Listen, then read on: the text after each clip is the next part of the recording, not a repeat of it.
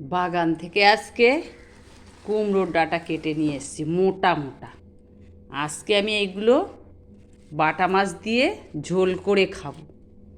এত সুন্দর লগলগে ডাঁটা, মোটা মোটা, দেখে লোভ লেগে যাবে। তো আজকে আমি এইগুলো বাটা মাছ দিয়ে আর আলু দিয়ে ঝোল করে খাবো, ঠিক আছে?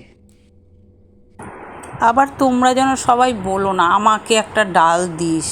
সবে একটা গাছ উঠেছে, বেশি তো হয়নি, দুটো একটা ডাল হয়েছে, তাই আমি মাছ দিয়ে ইচ্ছা হলো ঝোল করে খাবো, তাই নিয়ে আসলাম। দেওয়ার মতো কাউকে হয়নি, বুঝতে পেরেছো? তাই আমি নিজের মতো করেই অল্প করে একটু কেটে এনেছি। এখন দেখা যাক কুমড়ো টুমড়ো হয় কি গাছে, তারপরে আবার খাবো।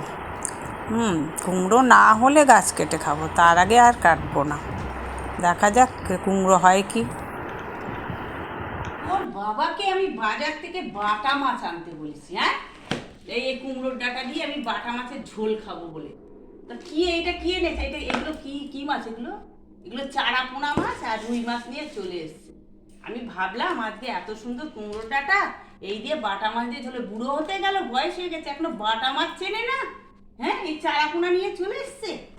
যাই হোক, চারা আনুক আর রুই আনুক, আমি আজকে এই চারা পোনা দিয়েই আমি এই কাটা খাবো, কুমড়োর ডাঁটার ঝোল খাবো বলে দিলাম।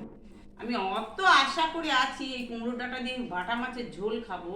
বাটা মাছ চেনে না, বুড়ো হয়ে গেল, কি অবস্থা! বাটা মাছই চেনে না, ছি।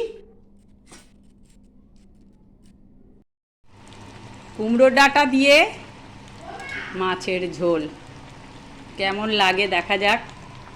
আশা করি ভালো লাগবে। আপনারাও দেখুন কেমন হয়েছে, কমেন্ট করে জানাবেন। কিভাবে আমি করলাম দেখালাম না, মাছের ঝোলটা যেভাবে হয়েছে সেইভাবেই। এখানেই রাখলাম।